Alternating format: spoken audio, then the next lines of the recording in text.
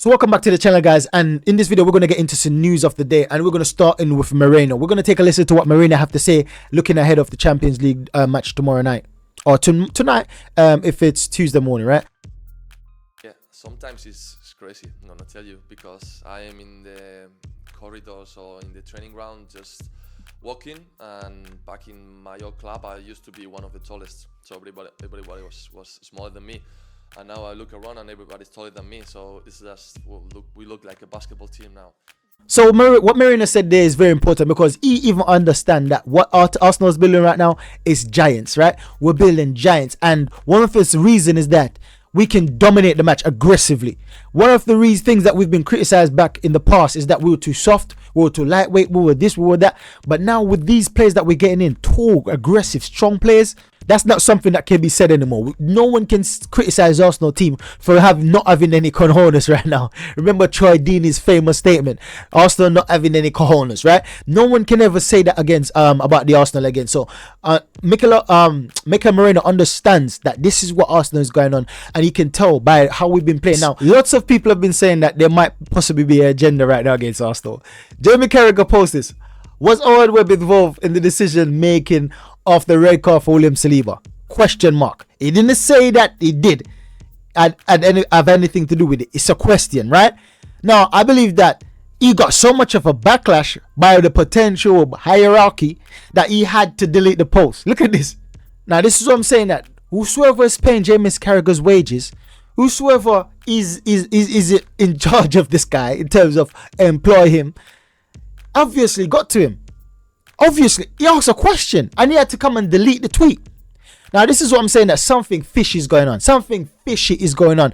And not how you know something fishy is going on. We hear some people, from fans have been saying things about what the treatment Arsenal will be receiving. Now, I know there's a few people that I expect that are very non-biased. I've heard Goldbridge very non-biased for me as an Arsenal fan. Him speak sometimes is non-biased. He spit facts sometimes for me, right?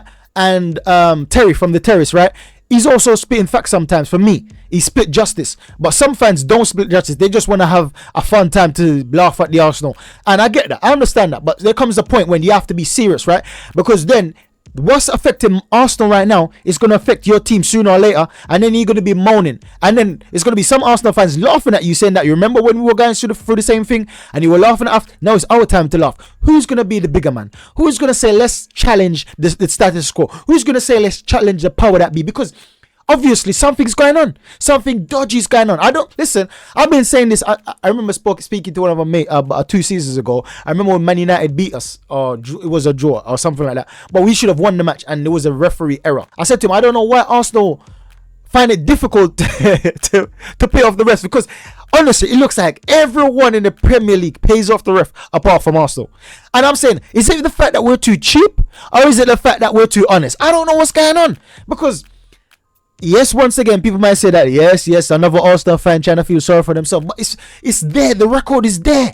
It's facts. Now, if you don't believe me, listen to some honest fans. I'm not even some honest fans. Some fans that I don't believe are honest, but now they're being honest. I don't know why, but let's take a listen to some of these. The Premier League refs are an absolute disgrace, and there is a genuine Arsenal agenda.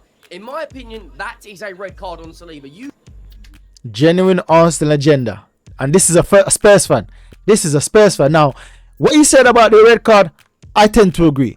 Saliba gave the referee a decision to make, and unfortunately, he chose against us, right? So, red card, he said, I can see that. I can see why it's a red card, right? However, it's the consistency I'm talking about. I'm going to show you why. You cannot pull a man down when you're the last man.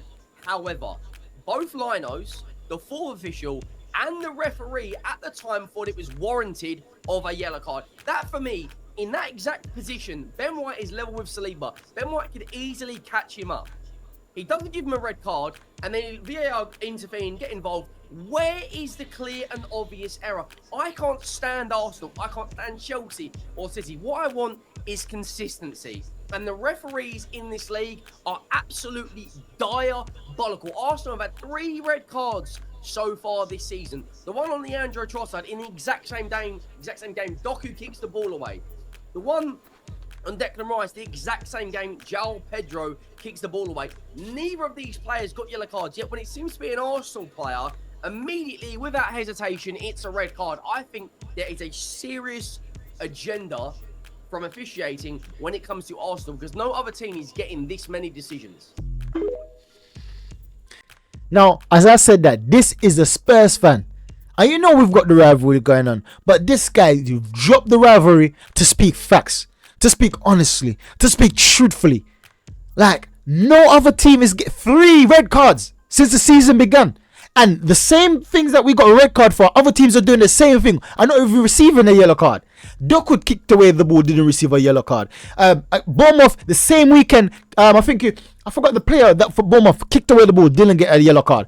Like, literally, on the same weekend that Trossard got, Declan Rice got a red card for kicking away the ball, about 3 or 4 players done the same thing and didn't get a red card.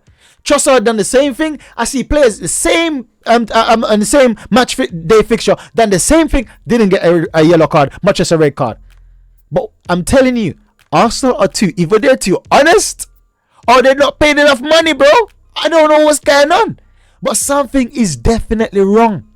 Something is wrong with the officiating against Arsenal, and it's not just Webb. It's not just the Webb man. It's not just the Spider Web man. All of these now look at this. Look at this. Chelsea at the top, pull down, not a red card. Saliba, similar situation, but it's a red card. Now they're gonna try to say, oh, the Chelsea man was closer. It was just behind him. He could have got to the ball, right? This man, you see the man behind? Oh, he perhaps could have get the ball. That's what they're gonna try to say. And Benjamin White wouldn't be able to get around the ball. This is a fine margin. And this is what they said. They said last season, or the season before last, that they're not gonna argue about fine margin like these.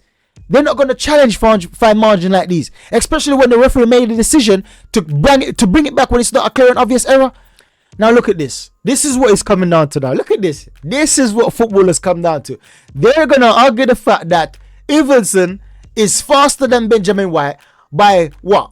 By 1.47 kilometers per hour. 1.4 kilometers per hour. That's what they're gonna bring it down to. Say that Evanson would have got ahead of Benjamin White. That Benjamin White would have caught him back up because of that. This is their defense. Literally, they're grasping at straws right now. They're grasping at straws to show why they give the decision they give. And it makes no sense. No sense. Logical, no sense. It's nonsense. Because it makes no sense. Now, you know that. Now, if you want to get technical now, listen, this is what I'm saying. Referees needs to be held accountable. If I keep saying this over and over again. If a player makes a bad decision, they get a red card. Everyone, if the managers react a certain way, they get yellow card or they get fined. So everyone is held accountable. I don't really see referees being held accountable on bad decisions because they're defending each other. It's like a conglomerate of scammers, a conglomerate of corruption. They're all covering each other's backs. So there's no one there to unearth the truth. Or if someone does, they'll probably get kicked down the road because they're shining light into something that they don't want to be like seen. They don't want to be. Listen, now if you want to get technical, you know that when a player's dribbling on the ball, it's not the same speed of a player running without the ball. A player running with the ball and without the ball, majority of the time, the player without the ball is going to be faster because it takes more to bring the ball with you, right? It's by bringing the ball with you, it slows you down. Your natural speed, it slows you down unless you're going to kick it long and run. And if you do that, then there's a bigger chance to be intercepted by even the keeper that can come forward and get the ball if you see it kicking the ball ahead and then run onto it. Or the defender might pick up speed and have a slight challenge because your ball is so ahead of you. So there's lots of nuances to this. When you're dribbling with the ball, you're going to naturally go slow. So this stat don't make any sense. I guarantee you that this stat they're talking about is without the ball, pace without the ball. Now, Evanson running with the ball is going to be slower than Benjamin White. So this doesn't make any sense. Look, top speed in the Premier League. It didn't say top speed with the ball and without the ball. This don't make any sense. So this is just, when I see these things, it's like I'm saying, why are you trying to go so far to justify that decision? It makes me think that you definitely got something to hide.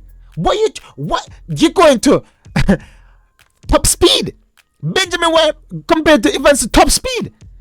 And then you're not going to put the nuance of running the pace with the ball and without the ball. You're not going to put those nuances in because you're trying to control the narrative for small-minded fans. Small-minded fans is going to look at Sky Sports and run with this to say that, look, Sky Sports said this without thinking for themselves.